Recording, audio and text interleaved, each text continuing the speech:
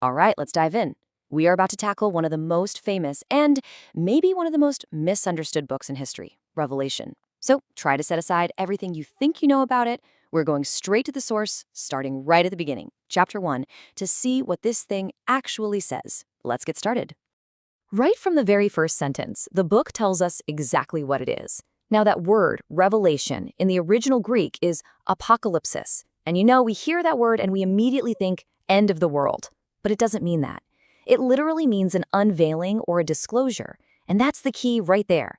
This book wasn't written to be some big, scary secret. It was meant to be revealed, to be understood right from the get-go.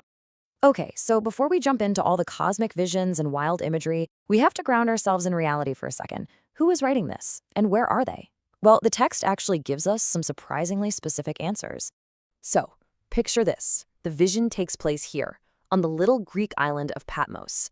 Now, back in the Roman Empire, a remote island like this was basically a penal colony. It was a place of exile. So this whole thing kicks off not in some mystical dreamscape, but in a real place of hardship. And that's so important for understanding the message of hope that's about to come.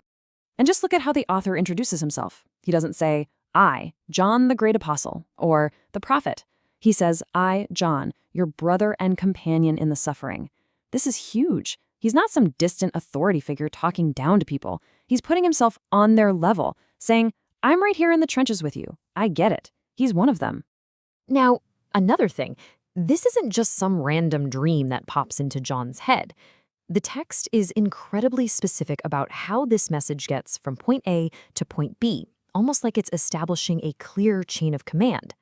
So you can see it laid out here. It's a very clear path. The message starts with God. It's given to Jesus Christ, who then sends an angel to deliver it to John. And John's job?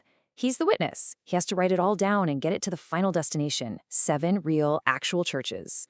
It's this remarkably orderly flow for such a supernatural message. And just in case anyone was wondering about the authority behind all this, the text drops this bombshell of a statement. Alpha and Omega. That's the first and last letter of the Greek alphabet. It's like saying, I am the A and the Z. It's a declaration that the source of all this is the eternal, all-powerful God who is literally outside of time itself.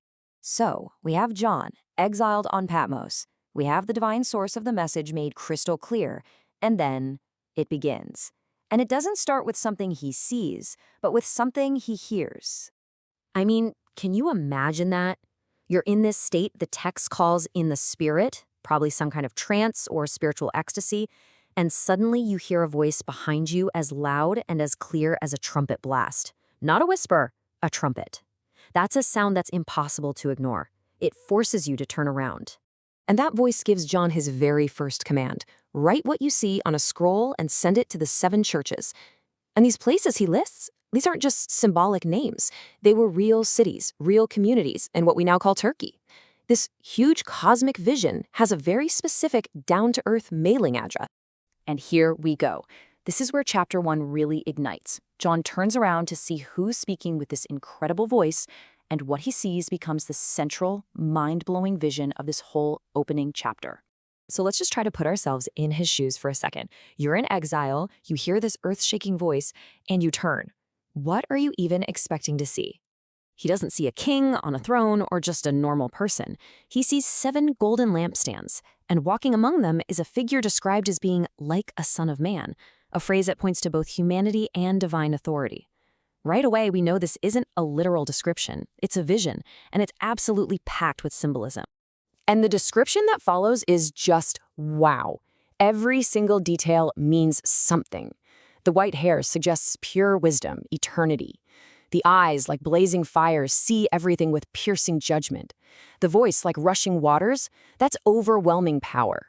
A face as bright as the sun in all its strength, you couldn't even look at it directly. And a sharp, double-edged sword coming from his mouth symbolizes the power of his words. This is a picture of pure cosmic authority. So what's John's reaction to seeing this awesome, frankly terrifying figure? He just completely collapses. He falls down as if he were dead. This isn't some casual meeting. This is an experience of such overwhelming power that it literally knocks him off his feet. But then, in the very next moment, this terrifying figure reaches out, touches him, and says the first words of comfort you could possibly hear. Do not be afraid. And then he explains who he is, the first and the last, the living one who died but is now alive forever, holding the very keys to death. So that absolute terror is met with immediate, powerful reassurance. So we're left with this incredible, mysterious vision. But what does it all mean? Well, one of the most helpful things about chapter 1 is that it doesn't leave us guessing about the main symbols. The text itself is about to give us the key to unlock the whole thing. First, John's mission gets spelled out perfectly. He is told to be a faithful scribe and record 3 things: what he has just seen, this vision of Christ, what is now, which refers to the current situation in those 7 churches, and what will take place later, the prophetic visions that are going to make up the rest of the book. Okay, so the figure is holding 7 stars and standing among 7 lampstands. The text itself calls this a mystery, but it's a mystery that's about to be solved for us right here and now. And there it is, the explainer inside the explanation. The 7 stars, they are the angels, or maybe messengers, of the 7 churches. And the 7 golden lampstands, they are the 7 churches. This is brilliant. It shows that this glorious, cosmic being John just saw isn't far away in heaven somewhere. He is present, right there, walking in the middle of these real, struggling communities on earth.